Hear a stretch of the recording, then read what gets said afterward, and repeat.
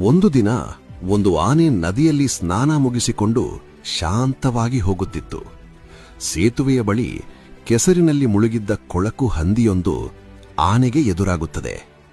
ಅದನ್ನು ನೋಡಿದ ಆನೆ ಶಾಂತವಾಗಿ ಪಕ್ಕಕ್ಕೆ ಸರಿದು ಆ ಹಂದಿಗೆ ಹೋಗಲು ದಾರಿ ಮಾಡಿಕೊಡುತ್ತದೆ. ಹಂದಿ ದರ್ಪದಿಂದ ಮುಂದೆ ಸಾಗುತ್ತದೆ. ನೋಡಿ, ನಾನೆಷ್ಟು ಬಲಶಾಲಿ.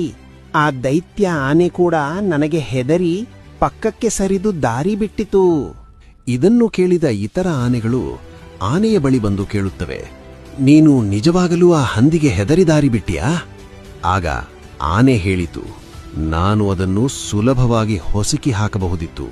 ಆದರೆ ನಾನು ಶುಚಿಯಾಗಿದ್ದೆ, ಅದು ಕೆಸರಾಗಿತ್ತು. ನಾನು ಅದನ್ನು ಮುಟ್ಟಿದ್ದರೆ ನಾನು ಕೊಳಕಾಗುತ್ತಿದ್ದೆ. ನಾನು ಸರಿದು ಹೋದಿದ್ದು ಭಯದಿಂದಲ್ಲ, ನನ್ನ ಶುಚಿತ್ವ ಉಳಿಸಿಕೊಳ್ಳಲು. ಜೀವನದಲ್ಲಿ ಕೆಲವರು ಆ ಕೆಸರಿದ್ದಂತೆ. ಕೆಸರಿನ ಮೇಲೆ ಕಲ್ಲು ಹಾಕಿದರೆ ಆ ಕೆಸರು ನಿಮ್ಮ ಮುಖಕ್ಕೆ ಸಿಡಿಯುತ್ತೆ. ಎಲ್ಲರ ಜೊತೆ ವಾದ ಮಾಡಿ ನಿಮ್ಮ ಬೆಲೆ ಕಳಕೋಬೇಡಿ. ನೆನಪಿಡಿ, ನಿಮ್ಮ ಮಟ್ಟಕ್ಕಿಲ್ಲದವರ ಜೊತೆ ಜಗಳ ಆಡುವುದಕ್ಕಿಂತ ಮೌನವಾಗಿ ಅವರನ್ನು ನಿರ್ಲಕ್ಷ್ಯ ಮಾಡುವುದೇ ನೀವು ಅವರಿಗೆ ನೀಡುವ ಅತಿ ದೊಡ್ಡ ಶಿಕ್ಷೆ.